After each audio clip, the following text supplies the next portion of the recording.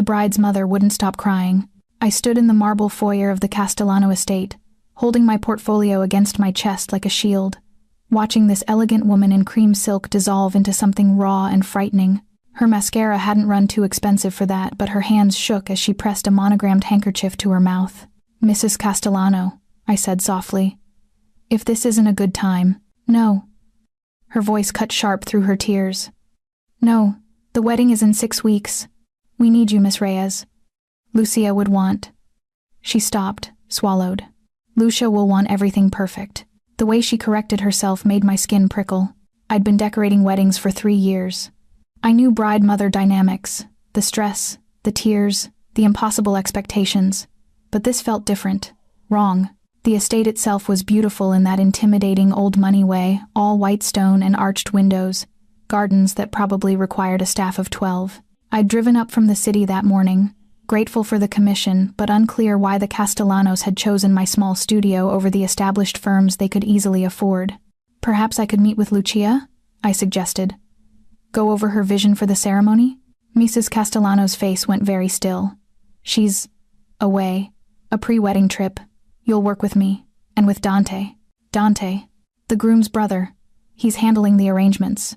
Something in her tone when she said his name, careful, measured, made me pay attention. Before I could ask more, footsteps echoed through the hall.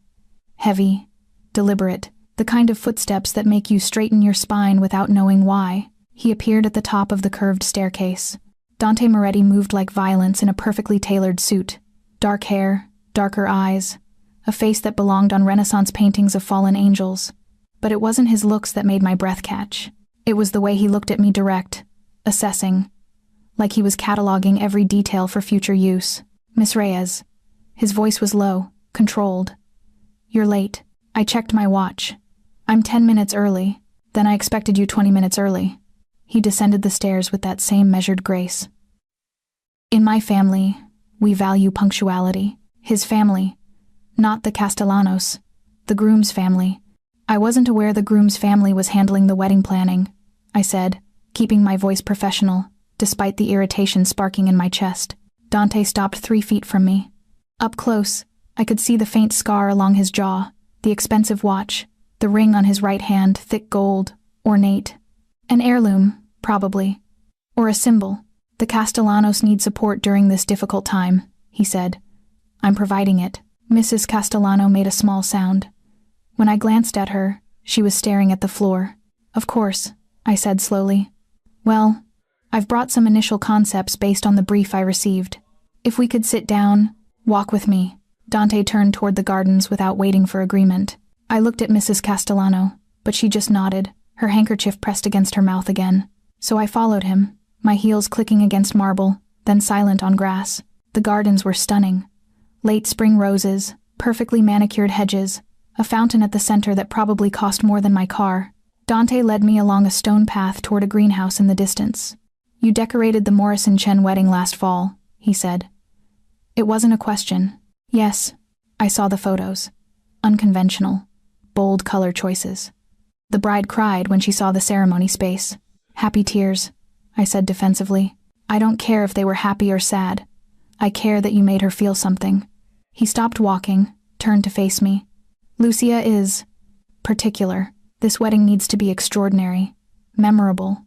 The way he said her name, his brother's bride, held no warmth, no affection, just that same careful control. "I can work with particular," I said, "but I'll need to understand her taste, her favorite colors, flowers, the feeling she wants to create." "White roses," he interrupted. "She likes white roses. And gold accents. She wants elegance, tradition. Those are generic preferences. I need specifics. Maybe some photos of her favorite." "No photos." The words came out too fast, too sharp. Dante's jaw tightened, and for just a moment, something flickered in his eyes. Not anger, something colder. "Mr. Moretti," I said carefully, "I appreciate the opportunity, but if I can't consult with the bride, this will be difficult. Perhaps when she returns from her trip, she won't be returning." He caught himself. "In time. She won't return in time to finalize details. You'll work with the parameters I provide." The sun was warm on my shoulders, but I felt cold. When exactly is she coming back? That's not your concern. It is if I'm expected to create her dream wedding without ever meeting her. Dante stepped closer. Not threatening, exactly, but deliberate. I could smell his cologne, something dark, expensive, with an edge of smoke. Miss Reyes, he said quietly, you're being paid triple your normal rate. The deposit was transferred this morning. In exchange, you'll trust that we know what's best for Lucia and focus on your work. Are we clear? I should have walked away. Every instinct I'd honed growing up in a city that taught you to recognize danger was screaming at me to politely decline and leave. But triple my normal rate would cover 3 months of studio rent. And there was something in his eyes beneath the control, beneath the ice that looked almost like desperation. Crystal clear, I heard myself say. Something in his expression shifted. Not quite relief, but close. Good. You'll start tomorrow. I'll send a car for you at 8. I have my own car. The estate is 40 minutes outside the city. The roads can be complicated. It's easier if we provide transportation. Easier for who? But I just nodded. Fine. Tomorrow at 8. He turned to continue down the path, then paused. Miss Reyes? One more thing. Yes? You'll be working closely with my family over the next 6 weeks. We value discretion above all else. What you see, what you hear, what you wonder about it stays confidential, non-negotiable. The way he said it made my pulse quicken. Is there something I should be concerned about?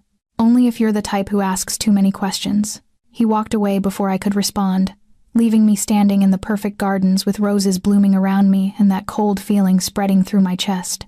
I returned to the foyer where Mrs. Castellano waited. She looked smaller somehow, hunched in on herself. Thank you for coming, she whispered.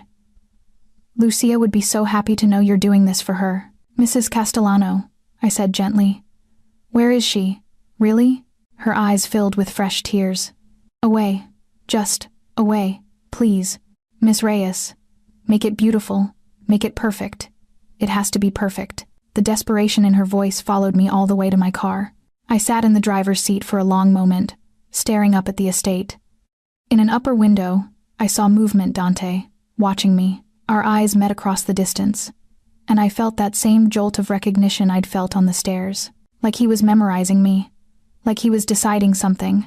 I started the engine and drove away. But I couldn't shake the feeling that I'd just agreed to something far more complicated than decorating a wedding. That night, I Googled, Lucia Castellano missing bride. The search returned nothing. I tried, Moretti family, New York. The results made my blood run cold. The black car arrived at exactly 8 a.m. I'd barely slept. I'd spent half the night reading articles, police reports, newspaper archives. The Moretti name appeared in connection with everything from real estate development to political donations, to carefully worded allegations that never quite stuck, money laundering, racketeering. One article from 10 years ago detailed the death of a rival businessman in what was ruled an accidental fire. The comments section told a different story. I'd closed my laptop at 3 a.m. With shaking hands, knowing I should cancel, knowing I wouldn't. The driver was silent, professional. Expensive suit, dark glasses, the kind of stillness that came from training. He opened my door without a word, waited for me to gather my materials, then drove with the smooth precision of someone who'd navigated these roads 1,000 times. We passed through iron gates, up the long drive. The estate looked different in morning light, less romantic, more imposing. Security cameras on the corners of the building caught my attention. I hadn't noticed those yesterday. Dante was waiting at the entrance. He wore dark slacks and a white shirt, sleeves rolled to his forearms. Somehow that made him more dangerous, not less. Like he'd removed a layer of civilization. Miss Reyes. He took my portfolio before I could protest. Coffee? Please. He led me through the house, down hallways lined with family portraits. I tried not to stare at the faces, but one caught my attention, a young man with Dante's dark eyes and softer features. The groom, probably. Marco Moretti, the man marrying the missing bride. My brother, Dante confirmed, catching my gaze. He's handling business in Chicago. He'll return for the final preparations. Will Lucia be back by then? Dante's step didn't falter, but I felt the question land. Possibly. We entered a study that smelled of leather and old books. Floor-to-ceiling windows overlooked the gardens. A coffee service was already laid out. Someone had anticipated our arrival. Sit, Dante said, pouring 2 cups with practiced ease. Black? Cream? No sugar. He added cream from a small pitcher, handed me the cup. Our fingers brushed. His were warm, calloused. Not the hands of a man who only signed papers. I reviewed your contract last night, I said, settling into a leather chair. The confidentiality clause is unusually detailed. We're a private family. It mentions criminal penalties for disclosure. We're a very private family. He sat across from me, coffee untouched. Does that concern you? Should it? That depends on what kind of woman you are, Miss Reyes. The way he said it low, direct, made heat crawl up my neck. The kind who honors her contracts. Good. He leaned back, studying me. Tell me something. Why did you really take this job? The money. Partially. But you could have negotiated. Walked away when I told you the bride was unavailable. You didn't. I sipped my coffee, buying time. Maybe I was intrigued. By what? By why a family would hire a decorator for a wedding when the bride is missing. I set down my cup with deliberate care. I Googled you, Mr. Moretti. You and your family. Something flickered in his expression. Not anger. Something closer to satisfaction. And what did you learn? That you're in real estate. That your family has connections. That people seem to be very careful about what they say regarding the Moretti name. Wise people. Is that a threat? It's an observation. He stood, moved to the window. The morning light caught the planes of his face, the tension in his shoulders. My family operates in complicated spaces, Miss Reyes. We have enemies. We have secrets. This wedding is important for reasons that have nothing to do with love or celebration. The honesty surprised me. Then what is it about? Alliances, power, the continuation of something that started long before either of us was born. He turned to face me. Lucia's marriage to my brother will unite two families. It will end a conflict that's cost lives. It will secure peace. Arranged marriages aren't exactly common anymore. In our world, they never stopped being common. He crossed back to me, slow and deliberate. But Lucia wanted the ceremony, the celebration, the perfect day, and her mother needs... He stopped himself. Mrs. Castellano needs to believe this is happening, that her daughter will walk down that aisle in 6 weeks. My heart was beating too fast. Mr. Moretti, where is Lucia? Somewhere safe. From what? From people who would rather see this wedding never happen. He crouched in front of my chair, bringing us eye level. Listen to me carefully. You were hired because you're good at what you do. Because Lucia saw your work and loved it. Because she wanted you specifically before she... He caught himself again. You're here to do a job. Create something beautiful. Don't dig deeper than that. But I was already digging. Before she what? Disappeared, ran away, was taken. His hand moved fast, not violent, just sudden, gripping the arm of my chair. Close enough that I could see the gold flecks in his dark eyes. Smell his cologne again. That smoke and darkness. Before she was removed from a dangerous situation, he said quietly. By me. For her protection and her family's peace of mind. She's alive, Miss Reyes. She's safe. And in 6 weeks, she'll stand in that garden and marry my brother like she agreed to. Your job is to make sure that when she does, everything is exactly as she envisioned. Why should I believe you? Because if I wanted to hurt her, she'd already be dead. The words were brutal in their simplicity. Because I've been protecting my family my entire life, and that protection now extends to hers. Because despite what you read online, Miss Reyes, I'm not the monster you think I am. I never said you were a monster. You didn't have to. He stood, put distance between us again. Your face is expressive. It's one of the things I noticed yesterday. You feel everything openly. It's refreshing. And dangerous. I stood too, gathering my materials with hands that only trembled slightly. If you want me to do this job, I need access. To the venue, the vendors, the budget. And I need honesty. No more cryptic warnings and half answers. What makes you think you've earned honesty? The fact that you just told me more in 5 minutes than you probably tell most people in 5 years. He smiled, then sudden, genuine, devastating. It transformed his face, made him look younger and infinitely more dangerous. You're right, he said. I don't know why I did that. Maybe because you need someone to know the truth. Even if it's just a decorator you'll never see again after 6 weeks. The smile faded. He moved to the door, opened it.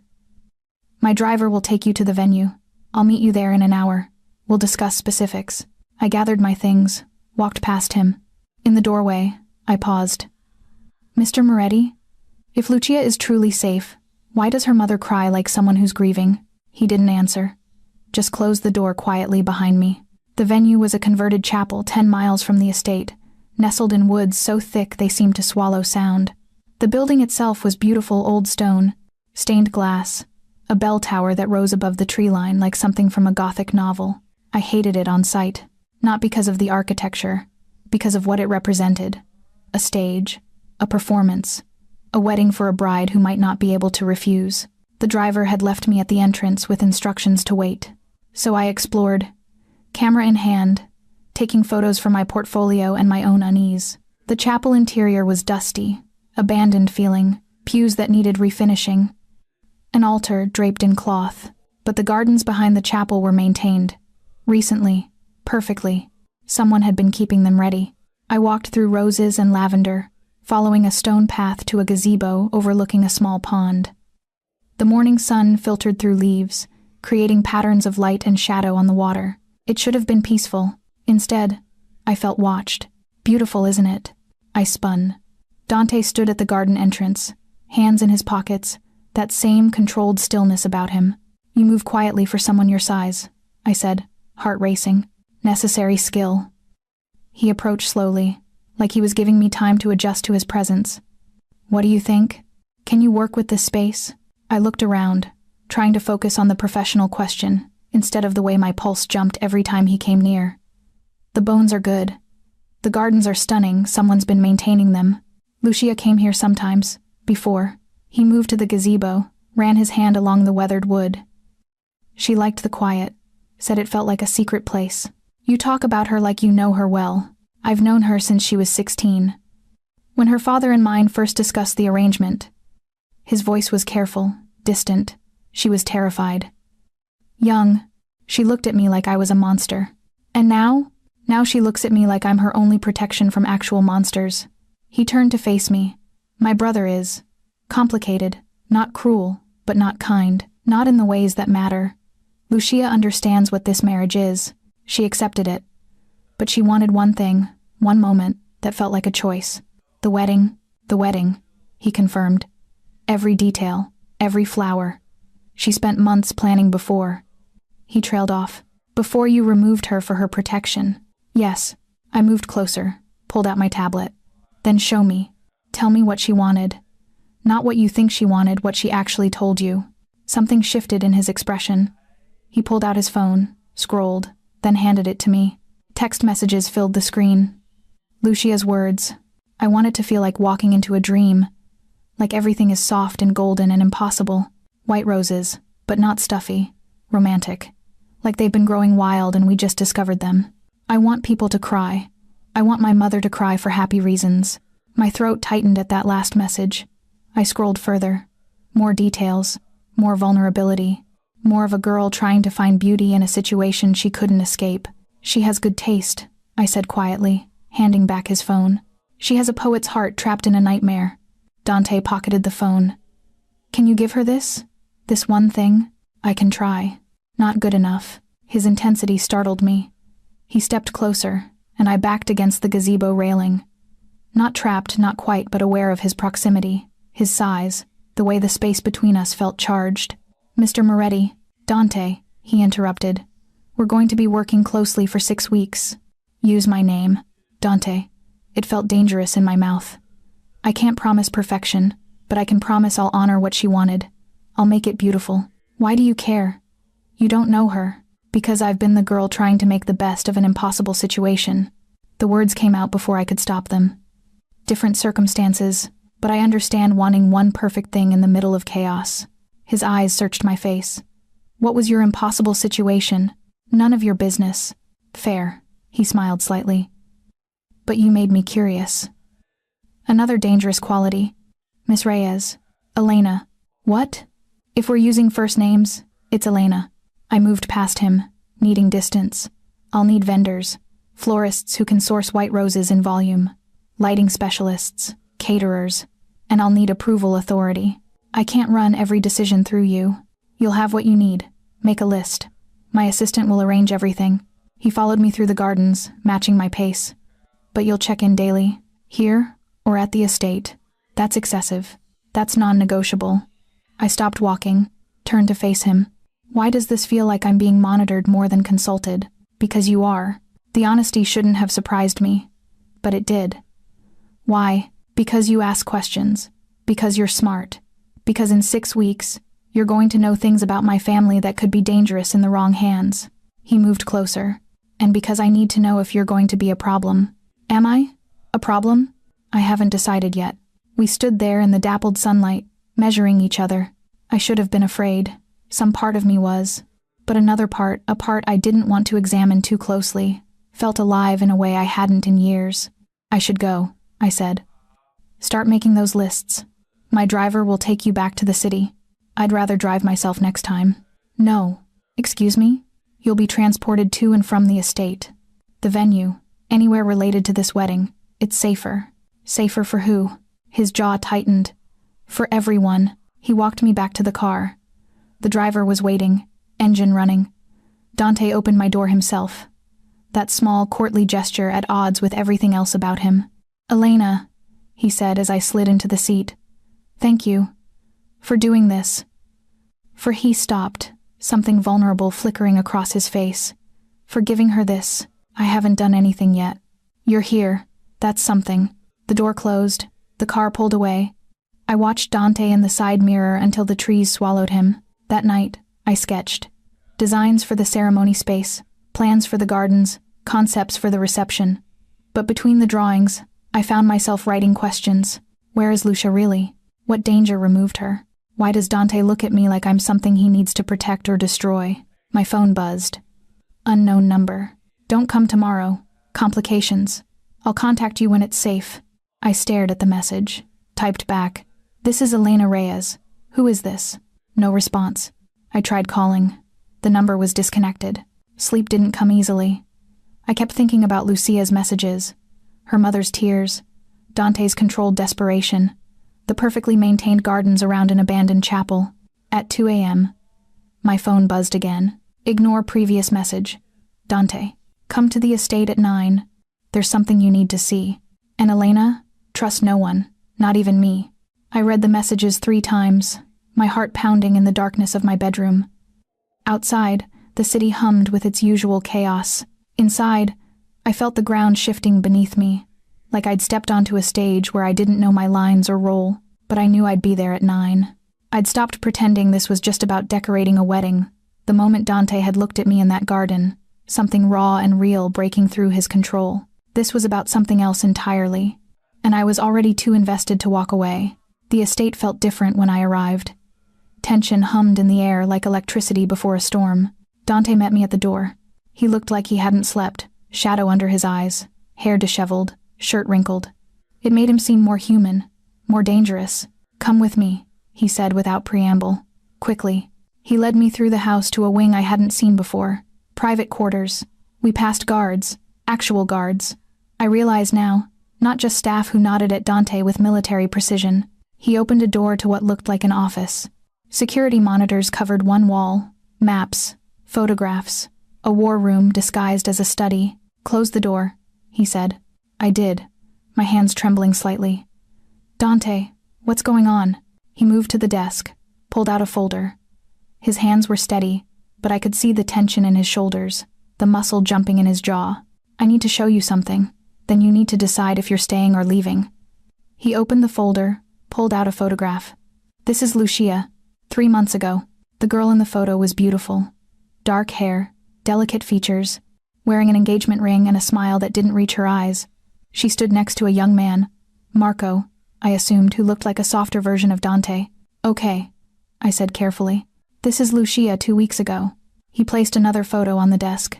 I stopped breathing. Same girl, different face, bruised cheekbone, split lip, eyes hollow and terrified.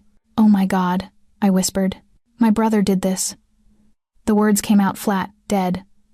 Not intentionally. He was drunk, they argued.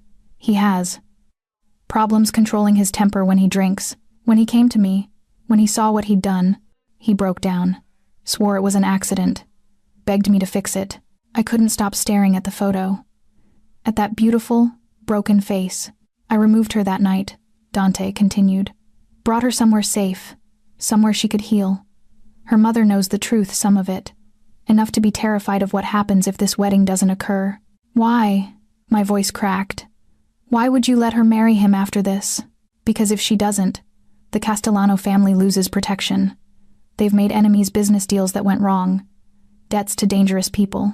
This marriage was supposed to guarantee safety. He moved to the windows, stared out at the gardens. If it falls apart, those enemies will move. Lucia's father, her mother, her younger sister, they're all at risk. So she's a prisoner either way. Yes. He turned back to me, and I saw real pain in his eyes. Unless I find another way. But until I do, the wedding happens, the alliance stands, and Lucia walks down that aisle in 6 weeks looking like every dream she ever had came true. I sank into a chair, mind reeling. Why are you telling me this? Because you needed to know what you're really decorating. Not a celebration. A sacrifice. He moved closer. And because someone sent you that message last night, someone who knew you were working for us. Someone who wants you gone. My head snapped up. How did you know about the message? Because I monitor everything related to this family. No apology in his voice. The number was traced to a burner phone. Whoever sent it knew enough to try to scare you off. Who? I don't know yet. Could be rivals who want the wedding disrupted.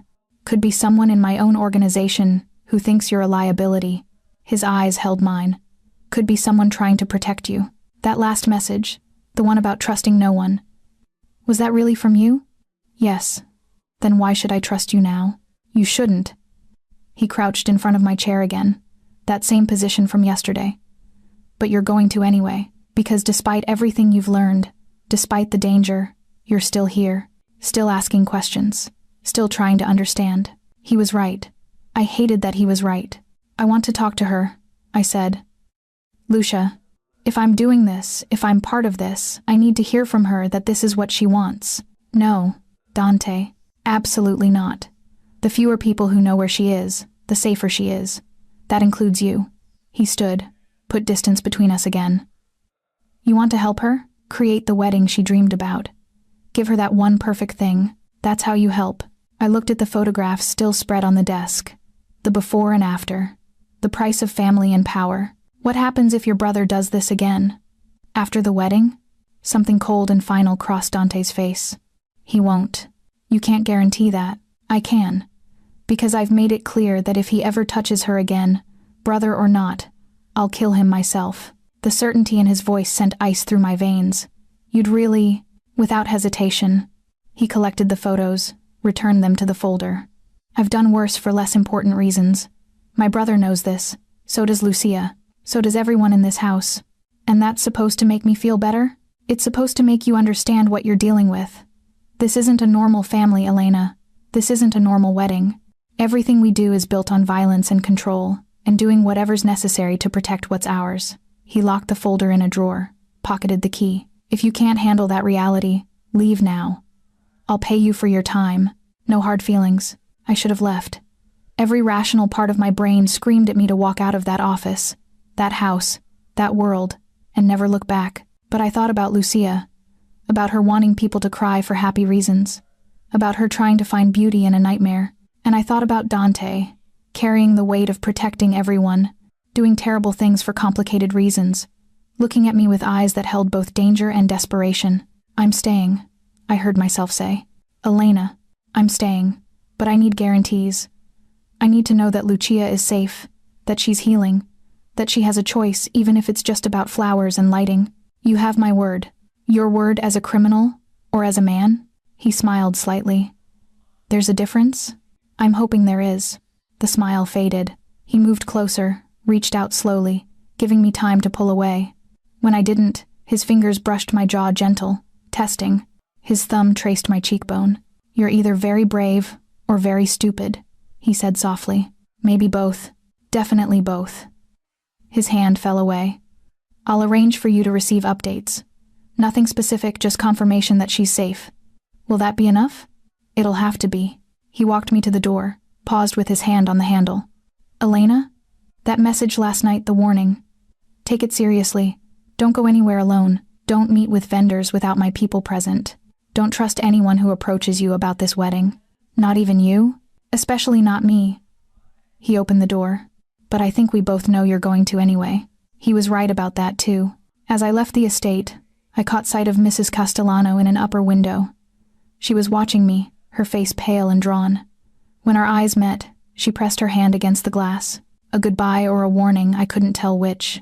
3 days later, I met Dante at a flower market in Brooklyn. He'd texted at dawn. "Need to show you something. Bring your camera." The market was chaos, vendors shouting, colors exploding everywhere, the air thick with pollen and perfume. Dante stood out like a wolf among sheep in his dark suit, drawing stares from sellers who probably recognized danger when they saw it. "This way," he said, guiding me through the crowd with a hand at the small of my back. Protective, possessive. We stopped at a stall run by an elderly woman with kind eyes and weathered hands. She looked at Dante and smiled. "Dante," she said warmly. "Haven't seen you in months." "Been busy, Rosa." He gestured to me. "This is Elena. She's handling Lucia's wedding." Rosa's expression shifted, something sad and knowing crossing her face. The wedding?" "Rosa grew Lucia's mother's wedding flowers 30 years ago," Dante explained. "She's agreed to source the roses for us." Rosa moved through her greenhouse section, pointing out varieties. White roses in every shade from cream to pure snow, some with tight buds, others full and open. She talked about care, timing, the art of making flowers look casually elegant instead of stiffly arranged. I took notes, asked questions, tried to focus on the professional aspects. But I was hyper-aware of Dante beside me, the way he listened to Rosa with genuine respect, the way his shoulders relaxed slightly in her presence. "This one," Rosa said, stopping at a climbing rose variety. "This is what Lucia wanted. She came here herself, months ago, touched every petal, said she wanted roses that looked like they'd been kissed by moonlight. She handed me a bloom. The petals were white with the faintest blush of silver at the edges. Delicate. Perfect. Heartbreaking. "It's beautiful," I whispered. "She's beautiful," Rosa said. "I hope." She stopped, glanced at Dante. "I hope she gets the wedding she deserves." "She will," Dante said firmly. "We'll take 300 stems. Can you source them? For Lucia? For you?" "Yes." Rosa squeezed his hand. "Be careful, Dante. There's talk. People are wondering why the bride hasn't been seen. Let them wonder. And this one?" Rosa nodded at me. "You're putting her at risk, bringing her into this." "I know." "Then why?" "Because Elena sees things clearly. Because she asked to help. Because—" He stopped himself. "Because Lucia needs this to be real, and Elena makes things real." Something in my chest tightened. Rosa looked between us, then smiled sadly. "Go," she said. "I'll call when the roses are ready. And Dante? That girl deserves more than a beautiful prison. I know that too." We left the market in silence. Dante's driver waited, but Dante waved him off. "Walk with me." We moved through Brooklyn streets I'd known my whole life, past bodegas and brownstones, playgrounds and corner stores. The morning sun was warm, the sidewalks crowded, normal life happening all around us while we carried secrets that felt impossibly heavy. "Rosa was my mother's friend," Dante said eventually. "Before my mother died, she made Rosa promise to look out for our family. Rosa's probably the only person in the world who can speak to me like that and live." "How did your mother die?" "Car accident. I was 15. His voice was flat. "Or that's the official story. Really, it was a hit meant for my father. She was in the wrong place at the wrong time. After that, my father became harder." Marco and I learned quickly that sentiment was weakness. "But you kept Rosa in your life." She reminded me that we used to be human. He stopped walking, turned to face me.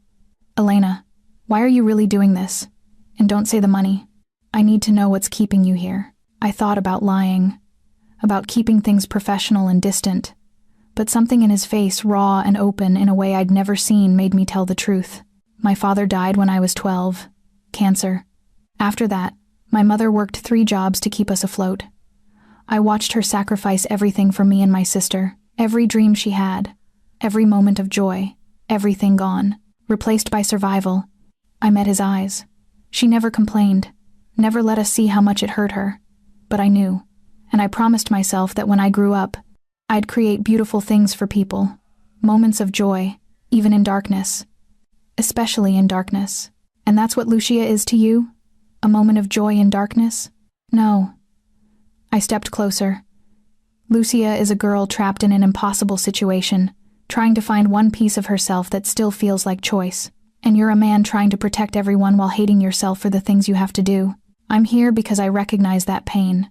And because maybe, just maybe, I can give you both something that feels like hope." Dante stared at me like I'd spoken in a language he'd forgotten existed.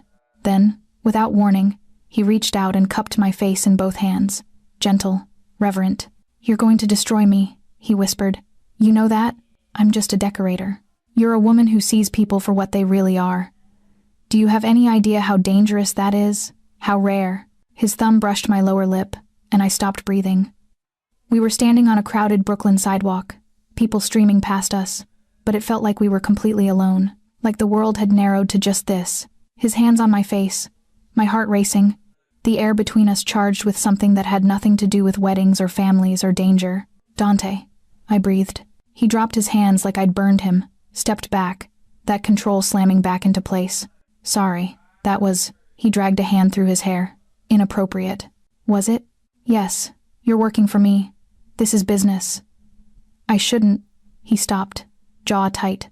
"I'll have the driver take you back to your studio." "I'd rather walk." "Elena, I'm not afraid of you, Dante, or your world, or whatever this is." I gestured between us. "But I need space to think. And you need to figure out if you're going to keep pretending you feel nothing, or admit that something's happening here." "Nothing can happen here. Not with you." "Why?" "Because everyone I've ever cared about has been hurt or killed or destroyed. Because my life is violence and secrets and decisions that cost lives. Because you deserve better than a man who's already damned." The words came out harsh, brutal. "Because I don't know if I'm protecting you, or endangering you by keeping you close, and that terrifies me more than anything else." I reached out, touched his arm. He flinched but didn't pull away. "Then let me make my own choices," I said softly. "I'm a grown woman, Dante. I've survived loss and poverty, and a city that eats people alive. I can handle whatever this is. You can't handle my world. Let me try." We stood there, his arm warm under my palm, his eyes searching my face for something I couldn't name. Finally, he covered my hand with his. "You're going to regret this," he said. "Probably. But you're staying anyway." "Yes," he nodded slowly. Then he lifted my hand to his lips, just a brush of warmth against my knuckles before releasing me and walking away without another word. I stood on that sidewalk for a long time, my hand tingling where he'd kissed it, my heart understanding something my mind refused to accept. I was falling for a man who was absolutely, undeniably wrong for me, and I wasn't going to stop. The package arrived at my studio 4 days later.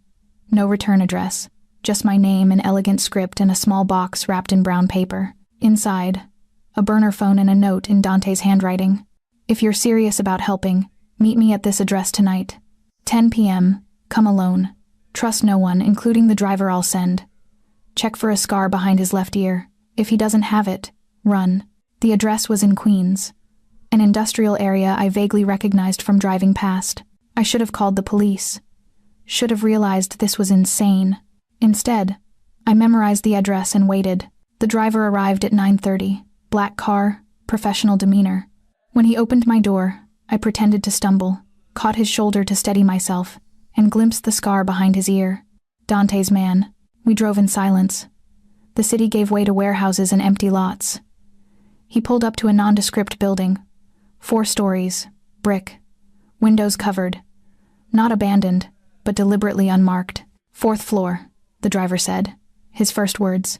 "He's waiting." Inside, the building was cleaner than expected. Cameras in corners, reinforced doors. A safe house, I realized. One of probably many. I took the stairs. My heels echoed in the concrete space. At the 4th floor, a door stood ajar. Light spilled from the crack. "Dante?" I called softly. "Come in." The room was sparse. A couch, table, kitchenette. Windows overlooking the street. And sitting at the table, illuminated by a single lamp, Lucia. I froze. She was smaller than her photograph suggested. Delicate bones, dark hair pulled back, wearing comfortable clothes that looked too big on her frame. The bruises were mostly faded, but I could still see shadows around her cheekbone. Her eyes, when they met mine, were intelligent and weary. "Miss Reyes," she said. Her voice was soft, musical. "Thank you for coming." Dante emerged from the kitchenette with 3 cups of tea. He looked at me, and I saw worry in his eyes. "Elena, this is Lucia." Lucia, Elena, the woman creating your wedding. I know. Lucia gestured to the couch. Please sit. I asked Dante to arrange this. I needed to meet you. I sat, mind reeling. Dante handed me tea chamomile, I realized. Something calming. His fingers brushed mine, a small reassurance. You're the bride, I said stupidly. In theory. Lucia's smile was sad. In practice, I'm more of a political pawn. But Dante tells me you understand complicated situations. I'm beginning to. Good. She wrapped her hands around her teacup. I wanted to meet you because this wedding, what you're creating, is the only part of my future that feels like mine. Every other decision has been made for me. Where I'll live, who I'll marry, how my life will unfold. But the ceremony, the flowers, the lighting, the moment I walk through those gardens, that's mine. And I needed to know the person handling it understood that. I do, I said. Or I'm trying to. Dante says you have questions. About whether I want this, whether I'm choosing it. She set down her tea. The truth is complicated. I'm choosing survival. I'm choosing to protect my family. I'm choosing the least terrible option available to me. Is that the same as wanting? No. But it's what I have. And your fiancé? I asked carefully. Marco? Her expression hardened. Marco is not a bad man. But he's weak. He drinks to forget what he is, what his family does. And when he drinks, he forgets how to control himself. She touched her cheekbone unconsciously. Dante has promised this won't happen again. I believe him. Because Dante's promises are the only things in this world I trust completely. I glanced at Dante. He stood at the window, back to us, tension radiating from his frame. Why? I asked. Why do you trust him? Because when Marco hurt me, Dante could have covered it up, could have threatened me into silence, could have forced me to continue as if nothing happened. Lucia's eyes filled with tears. Instead, he removed me, brought me here, made sure I had medical care, therapy, safety. He visits every day, brings my mother to see me, and he's working constantly to find a way out of this that doesn't end with my entire family dead. Is there a way out? Probably not. She wiped her eyes. But the fact that he's trying? That matters. That's why when he told me about you, about how you see people clearly, how you create beauty from broken things, I knew you were the right person for this job. My throat tightened. Lucia, I don't know if I can make this okay. I'm not asking you to make it okay. I'm asking you to make it beautiful. To give me one day where I feel like a bride instead of a prisoner. Where my mother can cry happy tears. Where I can pretend just for a few hours that this is a love story. She reached across the table, took my hand. Can you do that? Her hand was small, fragile, but her grip was strong. And in her eyes, I saw the same thing I'd seen in Dante's desperate hope, wrapped in resignation. Yes, I said. I can do that. She exhaled, relief flooding her face. Thank you. And Elena, be careful with him. She glanced at Dante's back. He's falling for you. He probably doesn't realize it yet, but I can tell. And when Dante falls for someone, he becomes reckless. Lucia, Dante warned without turning. It's true. She stood, moved to him, placed a hand on his arm. You've already broken protocol by bringing her here. You watch her when you think no one's looking. You talk about her like she's something precious. She looked at me. He's been alone his whole life, Elena, taking care of everyone, trusting no one. Please don't hurt him. I'm standing right here, Dante said dryly. Then tell me I'm wrong, Lucia challenged. He turned finally, looked at me with those dark eyes that saw too much. You're not wrong. But it doesn't matter. Nothing can happen. Not with everything else at stake. Everything's always at stake with you, Lucia said softly. But you're allowed to want something for yourself, even if it's complicated, even if it's dangerous. The driver's voice crackled through a radio on the table. Company. 2 cars approaching. No tags. Dante moved instantly. Get her out. Back entrance. Now. Dante, I started.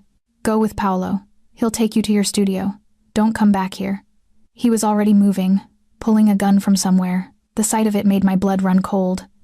Elena, go. Paolo appeared in the doorway. Miss Reyes. This way. I looked at Lucia. She nodded, suddenly calm. Like this was normal. Like danger was just part of her daily routine. Thank you for coming, she said. For listening. For caring. Then Paolo was pulling me toward the back stairs. We moved fast through concrete passages, emerged in an alley. The car was running, door open. Paolo pushed me inside, climbed into the driver's seat, and pulled away before I could process what was happening. "Is he safe?" I asked. "Dante? He's always safe. It's what he's good at." Paolo's eyes met mine in the rearview mirror. "But Miss Reyes? Stop coming when he calls. This world, it eats people like you. What if I don't want to stop? Then God help you both." We drove in silence. When we reached my studio, Paolo handed me a new phone. "He'll call when it's clear. Don't use your regular phone for anything related to the family." "And Miss Reyes? That was brave. And stupid. Don't do it again." I climbed out, watched the car disappear. My hands were shaking, my heart was racing, and all I could think about was Dante. Standing in that safe house with a gun, protecting a broken bride while falling for a decorator who had no business being in his world. I was in so far over my head, and I wasn't turning back. Dante called at 3 a.m. "Are you safe?" His voice was rough, exhausted. "Yes. Are you?" "For now." A pause. "You shouldn't have come tonight. Lucia wanted to meet me. You arranged it. I made a mistake." The admission sounded painful. "I wanted you to understand, to see her as a person, not just a job. But I put you at risk. Those cars, they were watching the building, probably have been for days. Who are they? Could be anyone. Rivals wanting to disrupt the wedding. Marco's men checking on Lucia without going through me. Or he stopped. Or what? Or people inside my organization who think I'm compromised. That I'm making decisions based on emotion instead of strategy." His laugh was bitter. "They wouldn't be wrong." I sat up in bed, pulled my blanket around me. "Dante, what happened after I left?" I had a conversation, a reminder of the rules, a warning to stay focused on the end goal, which is survival, the wedding, the alliance. Everything else is secondary. But his voice held doubt. "Elena, I need to tell you something. After tonight, after watching you with Lucia, seeing how you looked at her with compassion, not pity, I realized something." "What?" "That I'm not protecting you anymore. I'm putting you in danger by keeping you close. By wanting," he stopped, "you should walk away. I'll pay your full fee. Recommend another decorator. Your work so far has been perfect. But you need to leave before this gets worse." "What if I don't want to leave?" "Then you're a fool." "Maybe." I tightened my grip on the phone. "Or maybe I'm someone who finishes what she starts, who keeps her promises, who—" I took a breath. "Who cares about what happens to you and Lucia more than is professionally appropriate?" Silence stretched between us. I could hear his breathing. Uneven. Uncontrolled. "Elena." My name was a warning, a prayer. "If you stay, everything changes. I won't be able to keep this professional. I won't be able to pretend I don't feel what I'm feeling." "Then don't pretend. You don't understand what you're asking. Then explain it to me." Another pause. Then, "I'm at your building. Downstairs. I've been here for an hour, trying to decide if I should leave or come up." My heart was pounding. "4th floor. Apartment 4C. Elena." "Come up, Dante." The line went dead. I sat frozen for maybe 30 seconds. Then I was moving, shoving my hair into something less chaotic, throwing on clothes that weren't pajamas, trying to make my tiny studio apartment look less like a creative bomb had exploded. The knock came 3 minutes later. I opened the door. Dante stood in the dim hallway, still in his dark clothes, hair disheveled, eyes burning with something between anger and desperation. "This is a mistake," he said. "Probably. I should leave." "You should." Neither of us moved. Then he was inside, door closing behind him, his hands framing my face as he backed me against the wall. Not violent. Controlled. But barely. "Tell me to go," he whispered, his face inches from mine. "Tell me this is insane and you want me to leave." "I can't." "Elena, I can't, Dante. Because I've spent 3 weeks watching you carry everyone's burdens, watching you protect people who don't deserve it, watching you hate yourself for doing terrible things for complicated reasons. And I placed my hands on his chest, felt his heart racing. "I see you. All of you. And I'm not afraid." "You should be." "I know." His control snapped. The kiss was everything desperate, demanding, impossibly gentle. His mouth on mine erasing every rational thought, every warning, every reason this was wrong. I kissed him back just as desperately, my fingers tangling in his hair, pulling him closer, even though there was no space left between us. He lifted me easily, carried me the few steps to my couch, set me down with a reverence that contradicted the urgency of his mouth. Then he pulled back, breathing hard, resting his forehead against mine. "We can't," he said. "I know. This puts you in more danger. I know that too. And you still want this? Want me?" I pulled back to look at him. Really look at him. At the man beneath the control, beneath the violence, beneath the weight of protecting everyone. I saw exhaustion and fear and hope he was too afraid to acknowledge. "Yes," I said simply. "I want this. I want you. Even knowing it's complicated and dangerous and probably ends badly." He closed his eyes, something like pain crossing his face. "I don't know how to do this. How to want someone without destroying them. Then we'll figure it out together.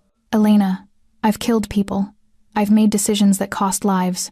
I've done things that—" He stopped, opened his eyes. "You should run from me. I'm aware of what you are, what you've done." I touched his face, felt the tension in his jaw. "But I also know you saved Lucia when you could have silenced her, that you're trying to find a way out for her, that you protect your family even when it costs you everything. You're not just the terrible things you've had to do. Dante, how can you be sure? Because terrible men don't sit outside someone's apartment for an hour, afraid of hurting them. Terrible men don't look at me the way you do, like I'm something precious and breakable. Terrible men don't care this much." He kissed me again, slower this time, thorough. Like he was memorizing the taste of me, the feel of me, the impossibility of this moment. When we finally broke apart, he pulled me against his chest, his arms wrapped tight around me. "Safe, protected, cherished. This won't be easy," he said into my hair. "Being with me, there will be danger. Secrets, long stretches where I can't tell you what I'm doing or why. There will be times you hate me for the things I have to do. I understand. And if something happens to you because of me, if someone targets you to get to me, I won't survive it, Elena. I won't." The raw vulnerability in his voice made my chest ache. "Then we'll be careful. We'll be smart. And we'll protect each other. You don't need to protect me. Maybe not. But I want to." I pulled back to look at him. "You've spent your whole life protecting everyone else. Let someone take care of you for once." He stared at me like I'd performed a miracle. Then he kissed my forehead, my cheeks, the corner of my mouth. Soft, reverent touches that felt like promises. "Stay with me tonight," I whispered. "Not for anything except being together. No danger, no weddings, no families, just us." I should.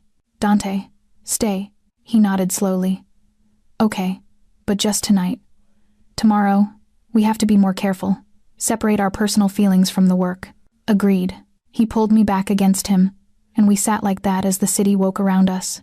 His heartbeat steady under my ear, his arms solid and warm. The moment fragile and perfect and undeniably real. "Elena," he said softly. "Yes? Thank you. For seeing me, for not running, for being brave enough to want this despite everything. Thank you for letting me in." We fell asleep on my couch as dawn painted the windows gold. And for those few hours, the danger felt distant. The wedding felt manageable.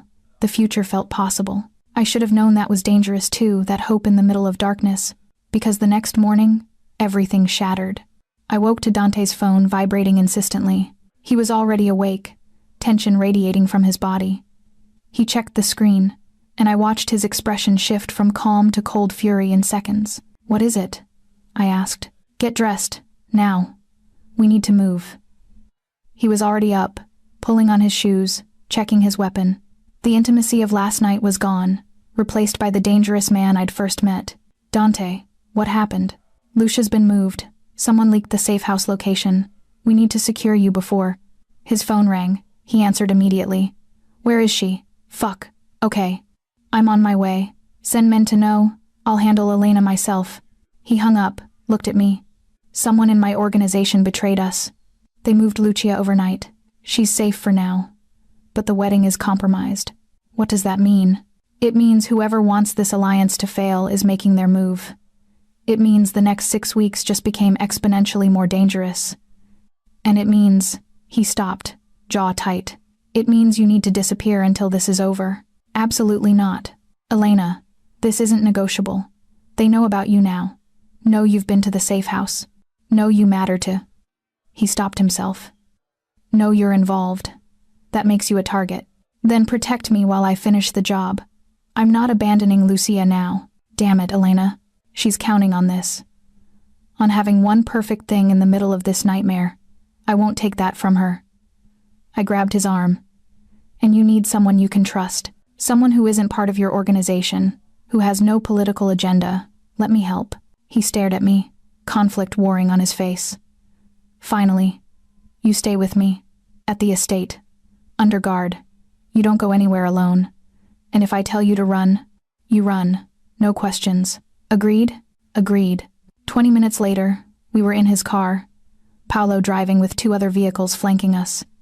The city blurred past. Dante sat rigid beside me, phone pressed to his ear, speaking rapid Italian. I caught enough to understand they were securing locations, moving assets, preparing for something bigger than a simple wedding. Talk to me, I said when he finally hung up. What are we really dealing with? He was quiet for a long moment. Then, the Castellano-Moretti alliance threatens 3 other families. They've been the dominant powers for decades. If we unite, they lose control. They lose territory. They lose everything. He looked at me. So they're trying to stop it. First, by targeting Lucia, making it look like she ran away, destroying her reputation, giving us cause to cancel the wedding. When that didn't work, when I protected her, they've moved to plan B, which is, expose the truth. That Marco hurt her, that she's in hiding, that this whole wedding is a sham. Force the Castellanos to cancel out of shame, destroy the alliance through scandal instead of violence. Can they do that? If they get proof? Yes. If they get photos of Lucia's injuries, testimony from anyone who knows she's hidden, evidence that Marco is abusive, the Castellano family would have to walk away, or lose all credibility. His hands clenched into fists. And then everyone, Lucia, her parents, her sister, they all become targets. So we don't let them get proof. We're trying. But someone in my organization is feeding them information. Someone close enough to know about the safe house, about the wedding timeline, about, he looked at me, about you. My blood ran cold. They know about us? About last night? Probably. Which means they know I care about you. Which means... He dragged a hand through his hair. Which means I've given them another target to use against me. Then we use it. What? Think about it. They know about me. They know I matter to you. So we make me visible. Have me continue with the wedding prep, meet with vendors, act like everything's normal. Draw their attention to me while you work behind the scenes to find the traitor and secure Lucia. Absolutely not. That would put you directly in their line of fire. Exactly, but I'll be bait with your protection. With guards. With someone watching my every move. It's safer than hiding and waiting for them to make a move we can't anticipate. Dante stared at me like I'd lost my mind. You want to use yourself as bait? I want to help. And I want Lucia to have her wedding. If we can draw out the traitor by making them focus on me, then we do it. Elena, you know I'm right. You're just afraid to admit it. He turned away, stared out the window. His jaw was working, tension radiating from every line of his body. Finally, if we do this, if I agree to this insane plan, you follow every instruction. You wear a tracker. You stay in constant contact. And at the first sign of real danger, we pull you out. Non-negotiable. Deal. I hate this. I know. He looked back at me, reached out, tucked a strand of hair behind my ear. The gesture was so tender, so at odds with the danger we were discussing, that it made my chest ache. If something happens to you, he said softly, if they hurt you to get to me, I'll burn their entire world down. Do you understand? I'll destroy everything and everyone they love. I'll become the monster they think I am. Then we won't let it get to that point. We reached the estate. Security had tripled. Men in dark suits, weapons visible, positioned at every entrance. This was no longer a family home. It was a fortress. Mrs. Castellano met us in the foyer. She looked like she'd aged 10 years overnight. Dante, thank God. Is she... She's safe. New location. I'll take you to see her this evening. He handed her off to one of his men. Keep her comfortable, secure. Then he turned to me. Come on. I need to show you something. He led me to the study, the same one where he'd shown me Lucia's photos. But now the walls were covered in names, photos, connections mapped out like a spider web. His investigation, This is everyone in my organization with access to the information that leaked, he explained, pointing to clusters of photos. 23 people. One of them is the traitor. How will you find them? By feeding different information to different groups. See which version leaks. It'll take time, but we'll narrow it down. He moved to the center of the web, pointed to 3 photos. These are my primary suspects. All have motive. All have access. All have connections to the rival families. I studied the faces. 2 men, 1 woman.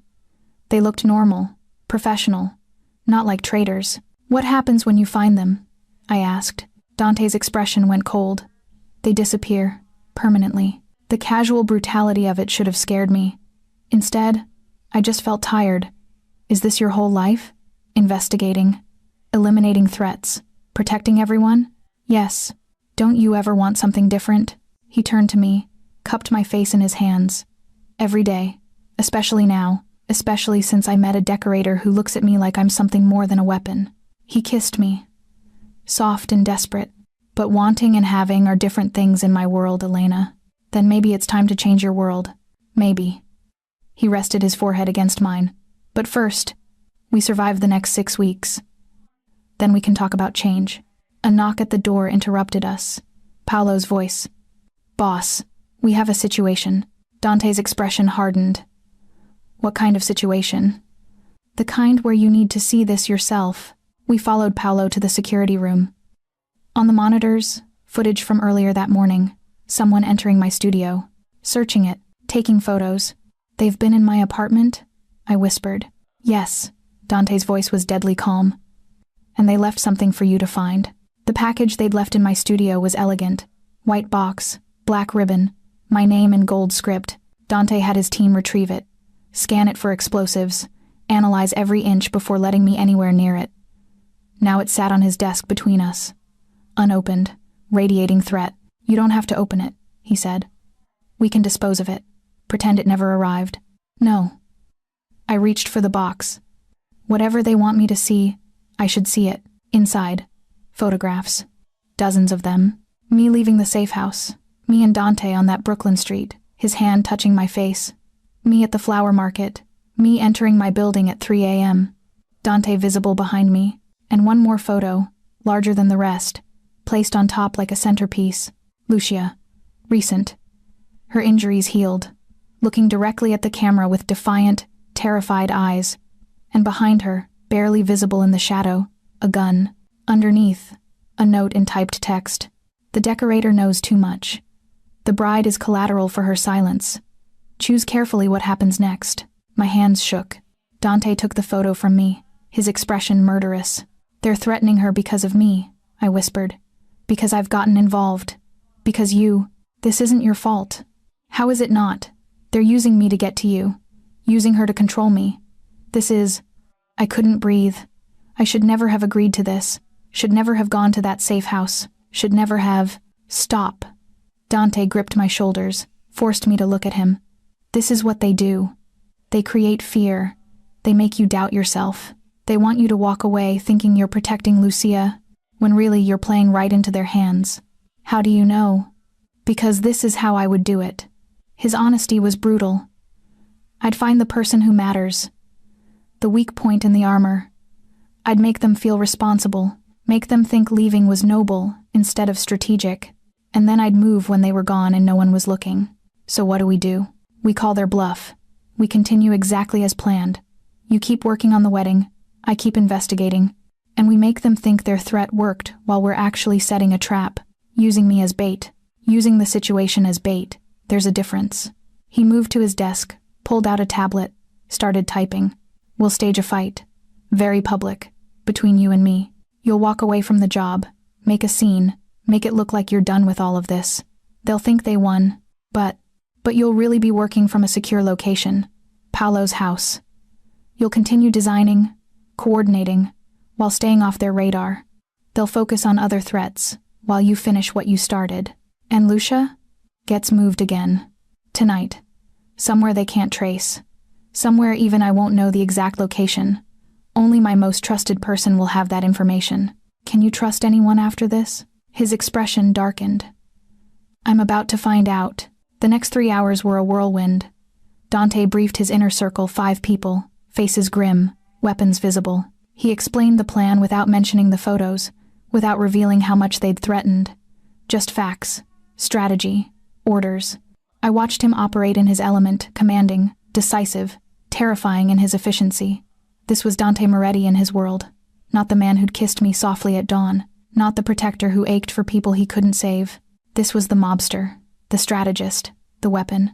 And somehow, I loved him more for it. That evening, we staged the scene. I arrived at a restaurant near the estate, the kind of place where everyone knew everyone, where gossip spread like wildfire. Dante met me looking cold, distant. We sat at a visible table, and then we fought. "This is insane," I shouted loud enough for nearby tables to hear. "You've put me in danger. My apartment was broken into. I've been followed. This wedding isn't worth my life."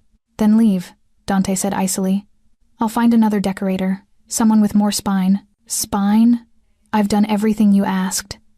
I've kept your secrets, met your bride, put myself at risk for a wedding that might not even happen. Keep your voice down." "No." I stood, threw my napkin on the table. "I'm done. Done with this family. Done with your secrets. Done with you." I leaned in close, lowered my voice to a whisper only he could hear. "Please tell me this is working." "Perfectly," he whispered back, then louder. "Get out. You're fired." I walked out with tears in my eyes, half fake, half real. Because even knowing it was theater, even knowing it was necessary, saying those words to him hurt more than I'd expected. Paolo was waiting outside. "Ready?" "Yes." He drove me to a townhouse in Brooklyn. Quiet neighborhood, normal looking. Inside, it was a fortress, reinforced doors, security systems, enough weapons to supply a small army. "You'll stay here," Paolo said. "I live upstairs. My wife makes excellent pasta. You'll be safe. Thank you." "Don't thank me. If something happens to you, Dante will kill me himself." He smiled slightly. "But between us, I'm glad he found someone. He's been alone too long." That night, I worked on wedding designs in Paolo's guest room, trying to focus on flowers and lighting, while my mind raced with worry. About Lucia, about Dante, about the traitor who was somewhere in his organization, watching, waiting. My new phone buzzed. "Dante, it's done. She's secured. New location, new guards. She sent you something." A photo appeared. Lucia, smiling, genuinely smiling, holding a piece of paper with a message written in careful script. "Thank you for not giving up.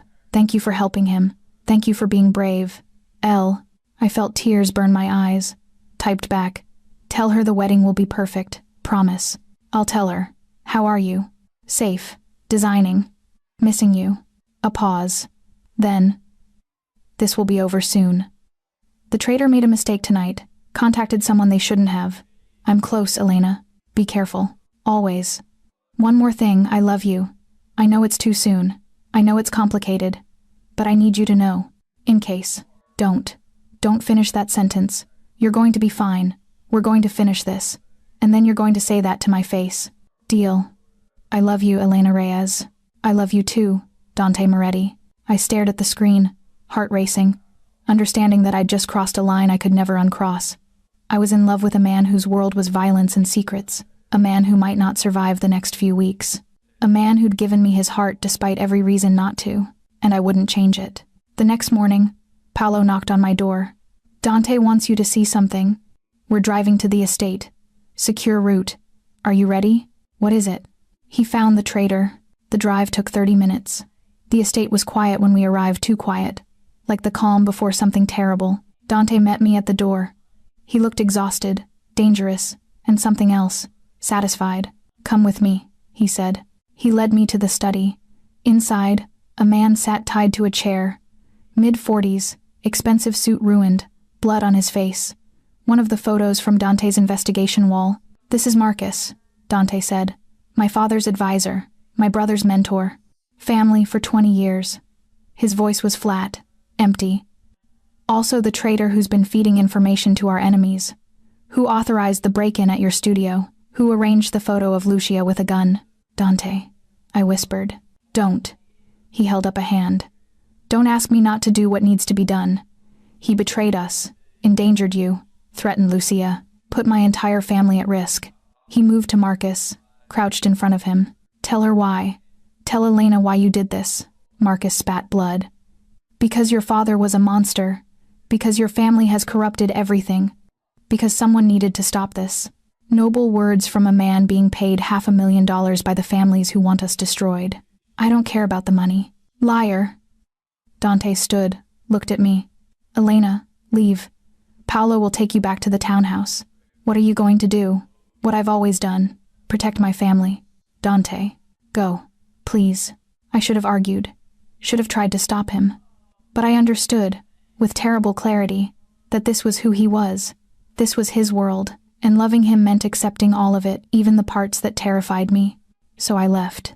And I didn't look back. 6 weeks later, I stood in the gardens behind the chapel, watching the sun paint everything gold.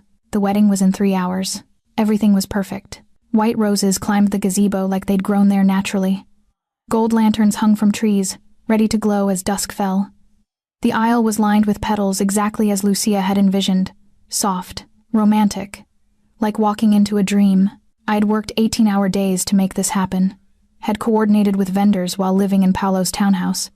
Had video called Dante nightly, watching him grow more exhausted, more haunted, more determined. Marcus had disappeared. Dante wouldn't tell me what happened. I didn't ask. The rival families had gone quiet after that, like they'd lost their inside information and decided to wait. Watch. See if the wedding actually happened. Now, it was. It's beautiful, a voice said behind me. I turned. Lucia stood there in a simple dress, not her wedding gown yet, but elegant. Her injuries were completely healed. Her eyes were clear. She looked like a bride, not a prisoner. Lucia. I moved to hug her. You're here. You're safe. Thanks to you. Both of you. She walked through the gardens, touching roses, smiling. This is exactly what I imagined. Exactly what I needed. Are you ready? For today? She looked at me, and I saw something complicated in her expression. Not joy, not resignation. Something between them. I'm choosing this, she said quietly. Not because I'm in love with Marco. Not because I want this life. But because it saves my family. Because Dante promised me Marco will never hurt me again. Because this is the price of peace. She took my hand. And because I refuse to let those bastards who tried to destroy us win. That's brave. That's survival. She smiled slightly. But you? You chose this too. Chose him. Chose to stay when you could have run. That's braver than anything I've done. I'm not sure about that. I am. Dante's never looked at anyone the way he looks at you. Never let anyone in. You changed something in him. She squeezed my hand. Don't let him push you away after this is over. He'll try. He'll think he's protecting you. But he needs you, Elena. I need him too. Good. She turned back to the gardens. Now tell me, are those the climbing roses I wanted? We spent the next hour going over details. Her mother joined us, crying happy tears as promised. The caterers arrived. Musicians began setting up. The chapel filled with the quiet energy of anticipation. I was adjusting the last centerpiece when I felt him behind me. Elena. I turned. Dante stood in the doorway, wearing a tuxedo that made him look like danger wrapped in elegance. His eyes found mine across the space, and everything else faded. You're early, I said. Guests don't arrive for 2 hours. I needed to see you. To make sure, he moved closer. To make sure you're okay. I'm fine. You shouldn't be here. Should have walked away weeks ago. Should have... Stop. I pressed my fingers to his lips. I'm here because I choose to be. Because I love you. Because Lucia deserves this moment. Stop trying to push me away. His arms came around me, pulled me close. He buried his face in my hair, and I felt him shake slightly. Relief. Exhaustion. Too many emotions to name. It's almost over, he whispered. After today, the alliance is official. The threats decrease. You can go back to your normal life. What if I don't want normal? He pulled back to look at me. Elena, what if I want this? You, complicated as you are. Us, dangerous as it is. What if I want to see where this goes instead of running because it's hard? You deserve better. I deserve to make my own choices, and I choose you. I touched his face, felt the familiar tension in his jaw. So stop being noble and just love me back. Something broke in his expression. He kissed me like he was drowning, and I was air. like I was the only thing keeping him tethered to something good. "I do love you," he said when we finally broke apart. "More than I've ever loved anything. And that terrifies me." "Good. Terror keeps you sharp." I smiled. "Now go. You need to get your brother ready. Make sure he understands the consequences if he ever hurts her again." Already handled. I had a very clear conversation with Marco about his future choices. The darkness in his voice told me that conversation hadn't been pleasant. He understands. Good. He kissed me once more, then left to handle his family duties. I returned to my work, making final adjustments, ensuring everything was perfect. The guests began arriving at 5. Expensive clothes, dangerous faces, the kind of people who ran cities from the shadows. I recognized some from news articles, others from Dante's investigation wall. The families were here. The alliance was happening. At 6, the sun began its descent. The lanterns glowed to life. Music started something classical, beautiful. And Lucia appeared at the chapel entrance with her father. She was stunning. White gown, simple veil, white roses in her hair. She looked like moonlight given human form. Her eyes found mine in the crowd. She smiled, mouthed, "Thank you." I nodded, tears burning my eyes. She walked down that aisle, like she was walking toward freedom instead of fate, confident, graceful, choosing every step. Marco waited at the altar. He looked nervous, humbled, aware of what he'd almost destroyed. Dante stood beside him, watching everything with that familiar intensity. The ceremony was beautiful. Traditional vows, promises made with weight behind them. When they kissed, the guests applauded politics dressed as romance. But when Lucia walked back down the aisle as Mrs. Moretti, I saw something in her eyes. Not happiness, exactly, but satisfaction. She'd done it, survived, won in her own way. The reception flowed into the gardens. Music, dancing, celebration. I stood at the edge, watching it all unfold, feeling both proud and melancholy. "You did good." Dante appeared beside me with 2 glasses of champagne. "She's happy. Or as happy as possible given everything. She's strong, like someone else I know." He handed me a glass. "Elena, after tonight, we need to talk about us," I interrupted. "About what happens next." "Yes." We moved away from the celebration, into the quieter sections of the garden, the same spot where he'd first told me about Lucia, where I'd first understood the impossibility of his world. "I don't know how to do this," Dante said quietly. "How to be with someone. How to balance this life with something real. Then we figure it out together. It won't be easy. There will still be danger, still be secrets I can't share, still be times when my family comes first. I understand." "And you're okay with that?" "No."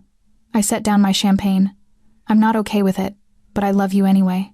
And I think I hope that you'll let me in more as time goes on, that you'll trust me with more of the truth, that we'll build something that feels less like survival and more like partnership." He stared at me like I was speaking a foreign language. Then, "How are you real?" "I'm not sure some days." I moved closer. "But I'm here. I'm staying, unless you tell me you don't want this. I want this more than I've wanted anything." He pulled me against him.